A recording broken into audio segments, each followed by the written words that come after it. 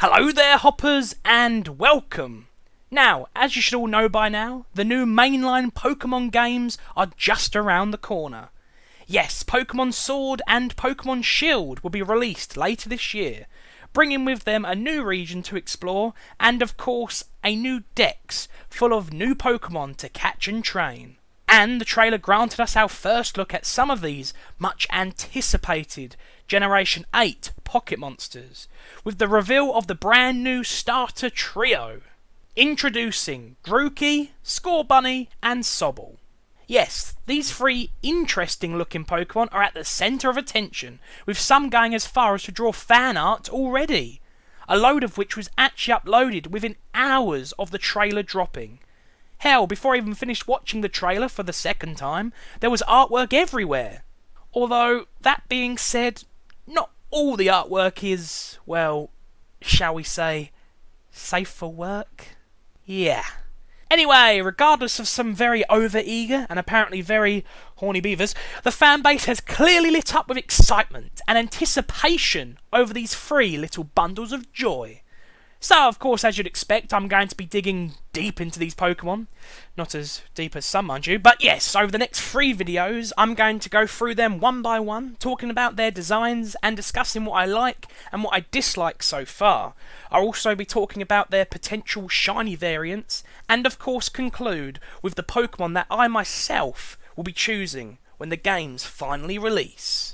And remember, if a segment doesn't interest you, then no worries, just look in the video's description down at the bottom and you'll see a list of hot links to the different discussions within the video.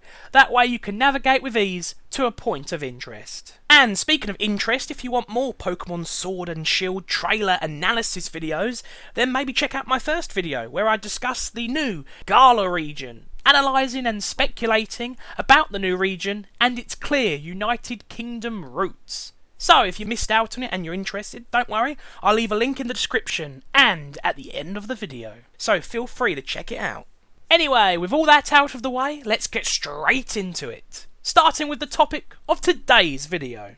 The new Pokémon starters. So, kicking things off then with the first of this new trio, we have the Grass-type Pokémon, Grookey. Now, for this new edition, the current Dex reads, a mischievous chimp Pokemon that is full of boundless curiosity. And all I can say to that is it seems to be a Pokemon full of boundless mimicry. Yes, it seems to resemble a handful of Pokemon we've all seen before. And not just any Pokemon, but starter Pokemon. So there really is no excuse with this one. Seriously, it looks like a cross between Turtwig's Twigwig and Chespin's Head Hood after a haircut. Seriously, look, it's just been swapped around, and in this case, cut out. It even has a face design similar to Piplup. And by being a monkey Pokemon, by default, I can't help but think of Chimp, another monkey starter. And before anyone says it, yes, I know it says Chimp on both accounts, but in Pokemon regards, I'm counting both chimps and monkeys as one in the same, because the line between the two is clearly blurred. For example, Grookey and Chimp are referred to as chimp Pokemon, yet they both have tails, whereas as real chimps and apes do not. However, monkeys do. So yeah, it's all a bit of a mishmash when it comes to this world of Pokemon, so why don't we just let Flygons be Flygons, okay? Anyway, back on point, the similarities to other Pokemon don't end there, as in the trailer we see Grookey repeatedly whacking a stone with a stick. And this is most definitely the same stick as seen on Grookey's head. And the fact that the camera doesn't show us the head in that moment practically confirms it. So it would actually appear that Grookey has a little stick that it keeps on its person, probably using it for communicating, but most likely as a weapon when in combat. And it's not like we've never seen that before, have we? You see, it's just a little embarrassing, isn't it? It's just like they grabbed a load of starter Pokemon and shoved them all into a blender and just hoped for the best. Seriously, it's like they used that fan-made Pokemon Splicer program. You know, the one that's... What the hell is this? Wow. Okay, I was on the Pokemon Fusion website and suddenly eBay has popped up with a link trying to Sell me a dodgy magazine. I mean, what do I say to this? I mean, look, it may be Pokemon related, but even so. Bloody hell. And the cheek of it to say, shop your true self. Kiss mine, eBay, kiss mine. The last thing I brought from you was a snivy Pokemon card. I never once expressed any interest in buying a frickin' Pokémon magazine. Especially one that involves a big slimy muck that seems to be abusing a poor little Snivy. I mean, look at that little face. He's literally crying for help. It's got tears in its eyes and everything. Well, you know, why would I be interested in this? Especially at that price. But anyway, yes, back to the video where we were talking about Pokemon Splicing. You know, the kind of fusions that are responsible for nightmares like this. Ooh, very scary. Imagine coming across that in a dark alley. But anyway, what's the result of their gene splicing? Well, not so much fear. For me anyway, it just comes across as unoriginal. A mishmash of what's come before. However, it's less of a greatest hits Pokemon and more of a not so greatest shits Pokemon, copying from others rather than creating a truly new and fresh design. And speaking of fresh, I think that's my biggest problem with this Pokemon so far. The fact that it's yet another monkey starter, and not something brand new. You know, something we have yet to see. Did they run out of ideas? Did the designers have writer's block? Or in this case, designer's block? Because there are surely more original options still available to choose from, especially for a starter Pokemon. I mean, sure, we've had a couple of lizard-inspired Pokemon starters. Well, 3 now if you include Sobble, but we'll get to that later. But lizards come in all different shapes and sizes. And sure, yes, granted, there are also plenty of unique monkeys, apes and chimp species in the world for new and original inspirations. But at this point, we've already seen just how unoriginal this new Pocket Monster is. And as for monkeys in general, there are plenty of them already in the Pokemon world. We don't need any more, not anytime soon. Especially not as yet another starter. And you can't even say, well, it's still a type we haven't had before. Because yes, we have. Does Pansage ring any bells? That's right, Generation 5.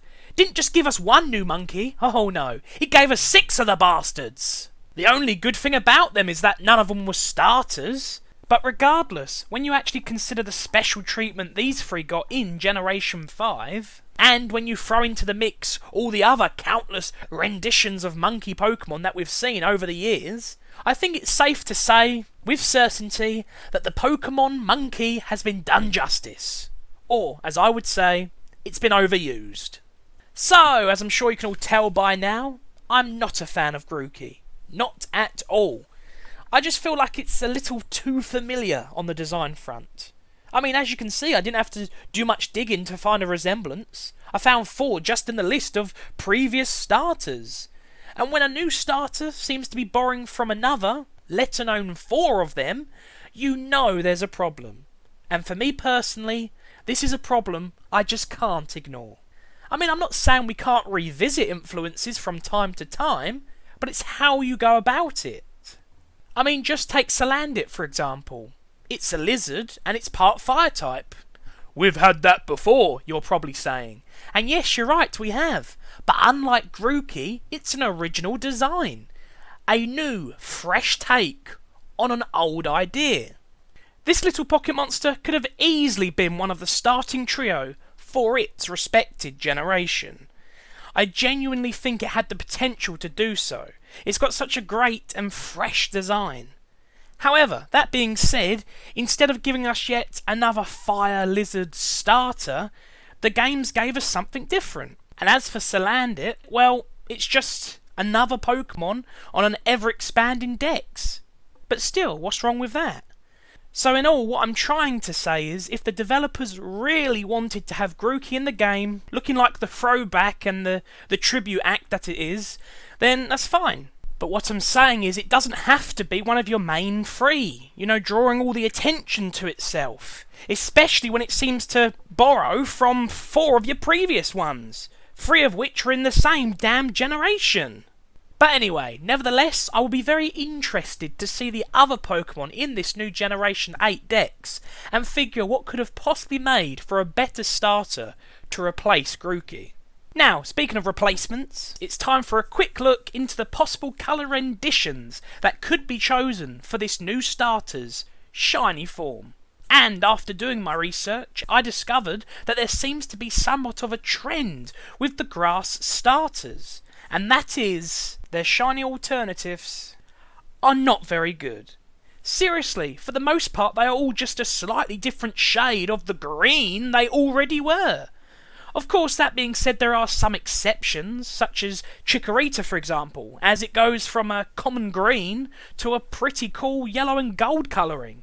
And even Chespin, to be fair, makes a decent change, from the stereotypical green to a dark reddish brown. That being said, even then, the body colour doesn't change much, so it's still a little disappointing. But other than that, it's just green, green, and guess what? More green. Even the more recent Rowlet suffers from this, as it actually starts off as quite a unique colouring, but then its shiny form takes it back to frickin' green. There is no escape. So, as you can see, there is not much variety on the shiny front for these grass starters.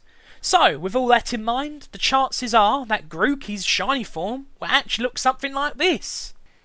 Yep, boring and pretty much the same. With the exception of the slightly different shade of green, of course. Now, hopefully there is a bit of variety this time round, and hopefully we're not stuck with the 50 shades of shitty green. But, that being said, if they did want to stay with the green scheme, then maybe Trico's colour palette would actually be a good starting point for inspiration. You know, introducing some striking colours into the mix, such as this deep bright red. I think that would work really well. However, personally, I would steer clear from the green colouring altogether, and I would choose this. A combination of brown and yellow, as I think it not only complements the design really well, but it almost looks like one of those chocolate banana sweets. And we all know who love bananas, don't we? But yes, personally, I genuinely think this would be a great shiny option. It's as far from the dreaded 50 shades of shitty green as possible. And again, I think it really does complement the design. It's unique. That being said, we all know the route they will probably choose. But with the likes of Chikorita from the past, and even Chespin for the most part, I guess there is still at least a glimmer of hope for some unique colouring. So, in conclusion to this shiny discussion, and despite the other potential colours we also discussed, this right here is the design that I would personally choose for Grookey's shiny form. However, that being said, this one here is the design that I predict will be its official shiny form. So, just to confirm, this is the one I'm hoping for, and this is the one I'm pretty sure we're going to end up with. But still, never mind, eh? Well, hoppers, that just about does it for part 1 of this starter Pokemon discussion. Look out for part 2, where I'll be continuing this trilogy with the Fire-type Pokemon Scorbunny. And as promised, you should now be able to see a link on the screen to my first Pokemon trailer analysis video, where I discussed the new Gala region and its possible British heritage. So if you're interested, then just follow the link and check it out. Anyway, I hope you've enjoyed this video as much as I have. Take care, hoppers, and I'll see you next time.